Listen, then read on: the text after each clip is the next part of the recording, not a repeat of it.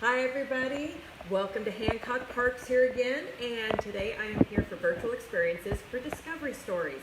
So today we're going to learn a little bit about hummingbirds. The book is called A Hummingbird's Life.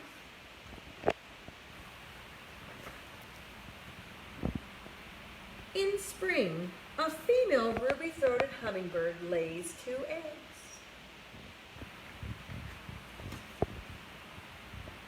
Two weeks later, young birds hatch from the eggs.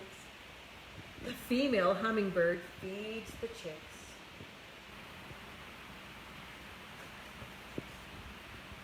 After only 3 weeks, the young hummingbirds are almost full grown. They practice flying every day.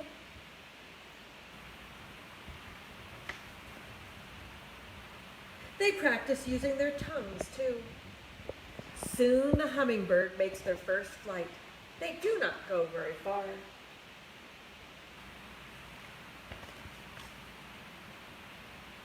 Their mother still comes to feed them.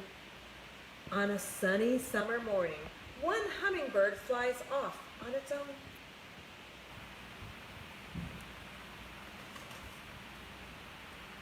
He spends his days catching and flying ants and sipping nectar from flowers.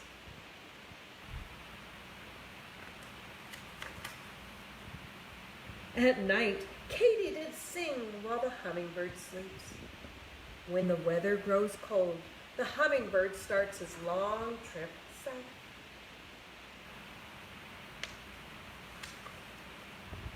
As the hummingbird makes his journey, he stops for a snack.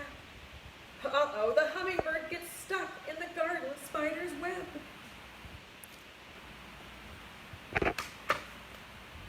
The spider crawls closer, but the hummingbird breaks free just in time. After flying for many weeks, the hummingbird reaches Central America.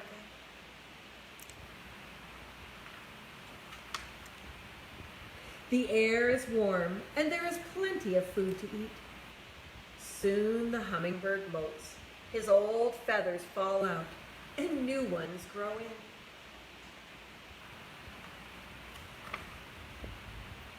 When spring arrives, the hummingbird flies north. Other birds fly north too. Along the way, the hungry hummingbird spots a bright, pretty flower.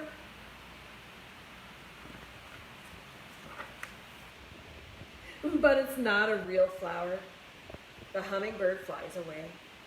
Finally, the hummingbird reaches its northern home.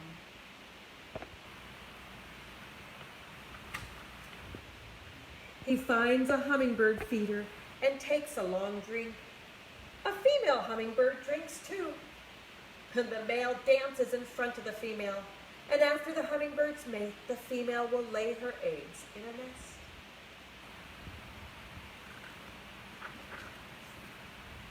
The male hummingbird spends the summer feeding.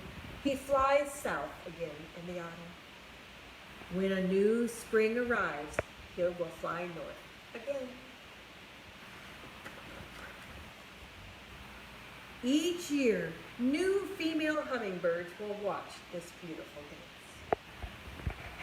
Well, I hope you enjoyed that story about hummingbirds. Now, the hummingbirds that we see most often around here are ruby-throated hummingbirds. So you might recognize hummingbirds because they are little tiny birds and their wings flap so fast that you can't see the individual flaps.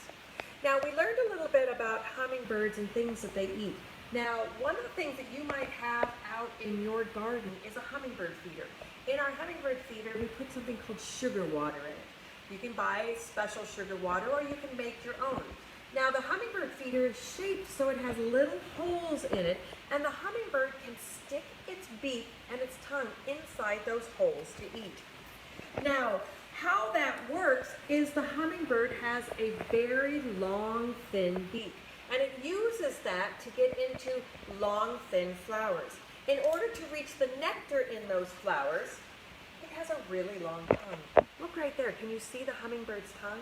It sticks out that tongue and uses that beak to get way down deep inside the flower to drink the nectar. Now, we read in the book that hummingbirds lay eggs, and we know that a hummingbird nest, because hummingbirds are not very big, they lay 2 eggs inside of a hummingbird nest. And the hummingbird mom sits on that nest. Now, it doesn't take very long for the hummingbirds to hatch. It takes just about 2 weeks or so, and then the birds grow really, really fast. Now, when a female hummingbird is feeding the babies, it actually feeds the babies insects. It doesn't feed the babies nectar, because nectar actually doesn't have quite the nutrition and the protein. So it actually catches insects and feeds the baby insects. Now, you look at these nests here, and you look at this hummingbird here, and those nests looks pretty big, but the size of a hummingbird nest is actually very little. Look right there. This is actually a hummingbird nest. Now, hummingbirds will actually make their nest out of spider webs and little plant materials like little leaves in there. So this nest is actually kind of squishy because it's wrapped up with spider web. And inside that nest will be the 2 little eggs.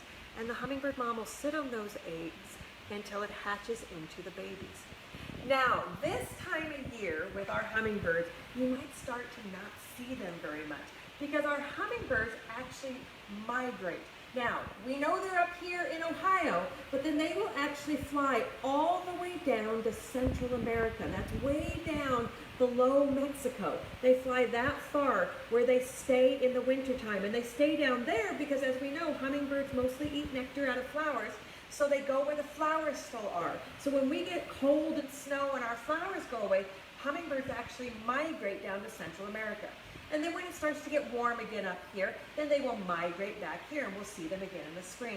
So if you still have a hummingbird feeder out, you might still see a few hummingbirds, and you might see some of those hummingbirds that are on a migration path.